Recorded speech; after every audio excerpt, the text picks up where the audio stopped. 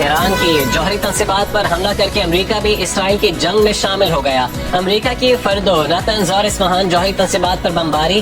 امریکی میڈیا کے مطابق فردو جوہری سائٹ پر حملے میں 6 B-2 بمبار طیاروں نے 12 بنکر بسٹر بم گرائے۔ دیگر ایرانی جوہری سائٹس پر حملے میں 30 ٹاماہاک میزائل استعمال کیے گئے۔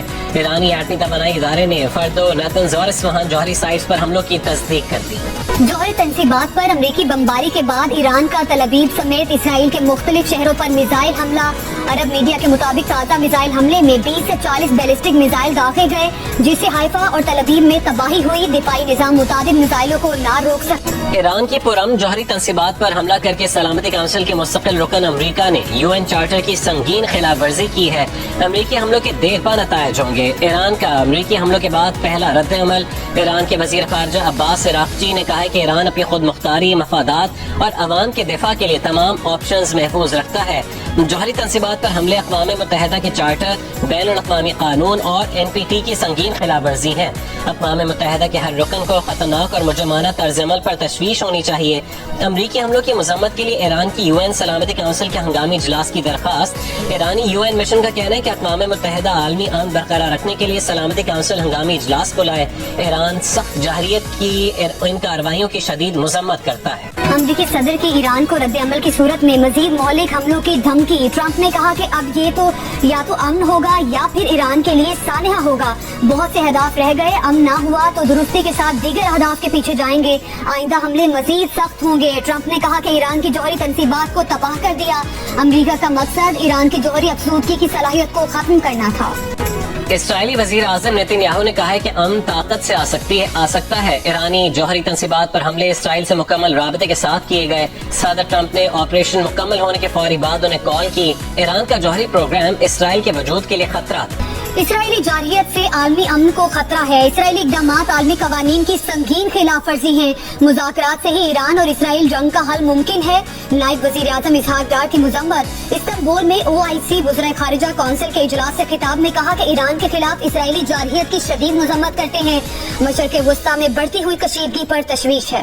اقوام متحدہ کے سیکرٹری جنرل نے ایران پر امریکی حملے کو کشیدگی میں خطرناک اضافہ قرار دے دیا۔ اینٹونیو گوتریس نے کہا ہے کہ اس بات کا خطرہ بڑھتا جا رہا ہے کہ یہ تنازع تیزی سے قابو سے باہر ہو سکتا ہے۔ عام شہریوں، خطے اور دنیا پر تباہ کن اثرات پڑ سکتے ہیں۔ آگے بڑھنے کا واحد راستہ سفارتکاری ہے۔ واحد امید امن ہے۔ تنازع کا کوئی فوجی حل نہیں۔ یہ جنگ نہیں، ایران کے خلاف محاذ جنگ کھولنے پر امریکی عوام کا شدید رد عمل۔ اوکلاہوما میں ایک ریلی کے دوران امریکی سینیٹر برنی سینڈرز نے جب ایران پر حملے سے متعلق امریکی صدر ٹرمپ کا بیان پڑھ کر سنایا تو مجمع میں موجود عوام نے سخت غم و غصے کا اظہار کیا۔ جنگ کی مخالفت کے نعرے لگے۔ ڈیموکریٹ سینیٹر برنی سینڈرز کی سخت مخالفت، کہا کہ جنگ کی اجازت دینے کا اختیار صرف کانگریس کے پاس ہے، امریکی صدر یہ فیصلہ نہیں کر سکتا۔ سابق وفاقی وزیر مشاہد حسین سید کا کہنا ہے کہ ایران کی جوہری سائٹس پر امریکی حملے سخت قابل مذمت ہیں۔ یہ ہٹ دھرمی جارحیت اور جنگی جرائم ہے۔ یہ 2003 میں عراق جنگ کی طرح جھوٹ پر مبنی ہے۔ امریکی صدر ڈونلڈ ٹرمپ دھوکہ دہی اور فریب کا مظاہرہ کرتے ہوئے نئی جنگیں نہ شروع کرنے کے وعدے سے پھر گئے۔ پاکستان ایران کے ساتھ کھڑا ہے۔ امریکہ نے ایران کی تنصیبات پر حملوں کے لیے GBU 57 بنکر بسٹر بم استعمال کیے۔ امریکی میڈیا کی رپورٹ کے مطابق 30,000 پاؤنڈ وزنی میسو آرڈیننس پینیٹریٹر میں 6,000 پاؤنڈ دھماکہ خیز مواد ہوتا ہے۔ یہ بم انتہائی محفوظ تنصیبات تک پہنچنے اور انہیں تباہ کرنے کے لیے ڈیزائن کیا گیا ہے۔ ایران کے صوبے قم میں پہاڑوں کے نیچے واقع فردو ایران کا یورینیم افسودگی کا اہم ترین مرکز ہے۔ نتنز میں بھی یورینیم افسودگی کا مرکز نشانہ بنایا گیا۔ اصفہان کے قریب جو تنصیبات امریکی بمباری کا ہدف تھی ان کے بارے میں خیال کیا جاتا ہے کہ یہاں افسودہ یورینیم ذخیرہ کی گئی ہے۔ ایران کے ایٹمی توانائی ادارے کا کہنا ہے کہ امریکی حملوں کے بعد تابکاری کے شواہد نہیں ملے۔ تینوں تنصیبات کے قریب آبادی کو خطرات نہیں ہے۔ ایٹمی ادارے کا جوہری سرگرمیاں جاری رکھنے کا اعلان۔ جوہری تنصیبات پر حملے بین الاقوامی قوانین اور NPT کی خلاف ورزی قرار دیتے ہوئے کہا کہ امریکی حملے کئی روز سے جاری اسرائیلی حملوں کا تسلسل ہے۔ IAEA ان پر خاموش اور ممکنہ طور پر شریک جرم ہے۔ ایرانی عہدیدار کا کہنا ہے کہ امریکی حملے سے پہلے جوہری تنصیبات کو خالی کروا لیا گیا تھا۔ نشانہ بنائی گئی سائٹس میں کوئی مواد نہیں تھا جو اخراج کا باعث بنے۔ کانگریس کی اجازت کے بغیر ایران پر حملوں پر امریکی سینیٹر صدر ٹرمپ پر برس پڑے۔ سینیٹر الیگزینڈر کورٹس نے کہا کہ صدر ٹرمپ کے خلاف مواخذے کا واضح کیس بنتا ہے۔ ریپبلکن سینیٹر نے کہا کہ کانگریس اسپیکر میں دم ہے تو کانگریس کے جنگ سے متعلق اختیارات کا تحفظ کریں۔ کسی امریکی صدر کو ایسے ملک پر حملے کا اختیار نہیں جو فوری خطرہ نہ ہو۔ برطانیہ کے وزیر اعظم کیئر سٹارمر نے کہا ہے کہ ایران کو کبھی بھی جوہری ہتھیار تیار کرنے کی اجازت نہیں دی جا سکتی. امریکہ نے اس خطرے کو کم کرنے کے لیے کارروائی کی ہے. برطانوی وزیر اعظم کیئر سٹارمر کا کہنا تھا کہ ایران کا جوہری پروگرام بین الاقوامی سلامتی کے لیے سنگین خطرہ ہے.